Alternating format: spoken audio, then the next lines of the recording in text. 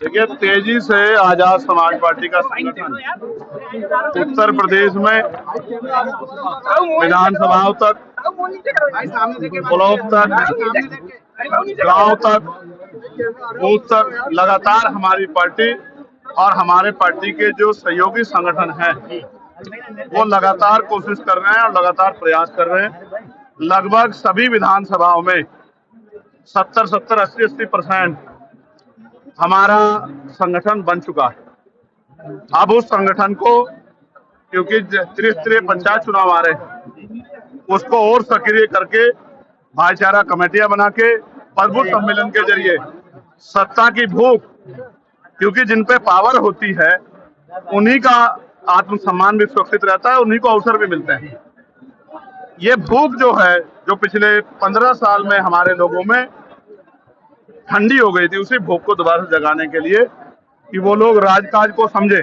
जब राजकाज होगा तभी तरक्की होगी, तभी अन्याय रुकेगा, तभी शिक्षा मिलेगी, तभी अच्छा इलाज मिलेगा, तभी रोजगार मिलेगा, तभी जमीनें मिलेगी, तभी इंडस्ट्रियल एरिया लगेंगे। ये बात समझाने के लिए हम लोग हर मंडल समीक्षा कर रहे हैं। आज आगरा में ये समीक्षा हुई है। शाम के समय फिर एक बार पार्टी के वरिष्ठ नेता और क्षेत्र के बुद्धिजीवी लोगों के साथ, व्यापारियों के साथ एक चर्चा होगी। फिर कल अलीगढ़ हम लोग जाएंगे। इसी तरह से ये संघर्ष का कार्यक्रम चलता रहेगा। अगले शुक्रवार को हम लोग दूसरे मंडल की तरफ प्रस्थान करेंगे। सेना के जयकारे लगा के भारतीय जनता पार्टी लगातार, और जो प्रधानमंत्री है वो कह रहे हैं कि मेरे लहू में सिंदूर बह रहा है। क्या कहना चाहिए? नहीं, ये पूर्ण रूप से पॉलिटिकल बयान है। उन्होंने जाके बॉर्डर पे लड़ाई नहीं लड़ी है। जितने जवान शहीद हुए, मैं उनके परिवारों के लिए संवेदना प्रकट करता हूं। और मैंने सरकार से मांग की थी कि उनको 1-1 करोड़ रुपए का मुआवजा मिलना चाहिए। प्लस जो जिनकी जान गई है, जो भारतीय नागरिक थे, उनको भी 1-1 करोड़ रुपए का मुआवजा मिलना चाहिए। मांग मैंने उठाई थी। तो मैं भारतीय सेना के जिंदाबाद के नारे इसलिए लगा रहा हूँ कि भारतीय सेना ही है जिसकी वजह से हम लोग चैन से पढ़ के घर में जी करनी चाहिए। लोकतंत्र है, सबको अपनी बात रखने का अधिकार है। हम कमजोर वर्गों का नारा जो बहुजन समाज के लिए है, SC, ST, OBC और माइनॉरिटी के लोगों के लिए है, जो पिछले 40-45 साल से हमारे महापुरुषों ने संघर्ष करके जो भाईचारे के बीज तैयार किए हैं, उन्हीं को मजबूत करने का काम हम लोग कर रहे हैं। मैं नारों पे नहीं जाता। नारे तो मोदी जी भी अच्छे लगाते हैं, नारे तो अन्य पार्टी भी अच्छा लगाती है, लेकिन क्या उसका फायदा जनता को मिलता है? तो नारों में कुछ नहीं रखा। कथनी और करनी में जिनके फर्क हैं, देश प्रदेश उनको भी जानता है कि उनको उन सरकारें में आने पे उन्होंने क्या क्या हस्र जो है कमजोर वर्गों किया है, लेकिन छिपावा नहीं। अभी त्रिस्तरीय पंचायत चुनाव में आप देख लेना, आजाद समाज पार्टी उत्तर प्रदेश का सबसे बड़ा दल बन के सामने आएगा। इस बात को मेरी आप याद रखना, क्योंकि बेमार में आजाद समाज पार्टी के साथियों ने, ये तो लोग चुनाव में निकलते हैं 24 घंटे 7 दिन, वो समाज की सेवा के लिए, बहन बेटियों के सम्मान के लिए, नौजवानों किसानों के रोजगार और उनके समस्याओं के हल के लिए सड़कों पर रहते हैं। इसलिए जनता का विश्वास आजाद समाज पार्टी के साथ बढ़ रहा है। बाकी दलों को उन्होंने आजमा के देख लिया है, और अगर वो दल अच्छे होते तो उनकी सरकारें क्यों बदलती?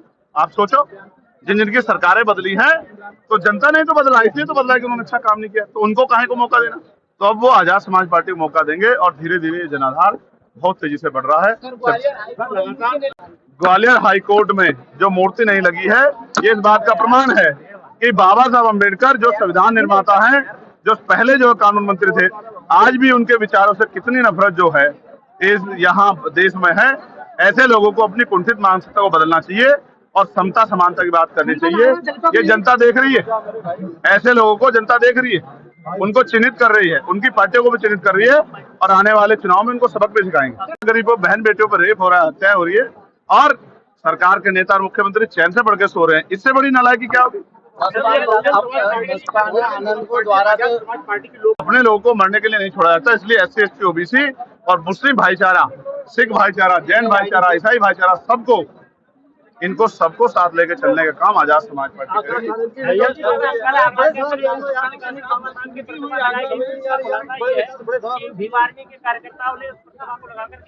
तो छोड़ दी, लेकिन पुलिस ने जिस तरह का व्यवहार यहाँ कार्यकर्ताओं के साथ किया, आप ये बताओ, पार्लियामेंट में तो गृह मंत्री जी ने बाबा साहब के बारे में सब कहे थे, तो सारी पार्टियों ने नारे लगाए थे, सारी पार्टियों ने हल्ला मचाया था। इवन गृह मंत्री जी ने बाद में कहा कि हम तो उनका बड़ा सम्मान करते हैं, सारी पार्टियों ने कहा सम्मान करते हैं। यहाँ बाबा साहब के जो टहल लगी हुई थी उस पर जिस तरह का अपमान किया गया, आगरा में वो ग्वालियर में जो अपमान किया गया, उस पर दल क्यों चुप है? क्योंकि वहां आपको पता है कि वो बाबा साहब का सम्मान जो है और उसमें वोट का नफा नुकसान भी है, इसलिए आप चुप हैं। मैं फिर कहता हूं, कोई भी षड्यंत्र नहीं चलेगा। बाबा साहब का अपमान करने वाले लोगों पर कार्रवाई करनी पड़ेगी और जिन पुलिसकर्मियों ने इन गरीब कमजोरों की आवाज पे लाते चलाने का, थप्पड़ चलाने का काम किया, उन पर कार्रवाई करनी पड़ेगी, वरना बहुत जल्द, यहाँ नहीं करेंगे आगरा में, लखनऊ में एक बड़ा प्रदर्शन करके सरकार को घेरने का काम करेंगे। आने दीजिए, विधानसभा जब सत्र चलेगा तब हम बताएंगे इस आत्मसम्मान की लड़ाई कैसे लड़ी जाती है, गरीबों के, किसानों की लड़ाई कैसे लड़ी जाती है।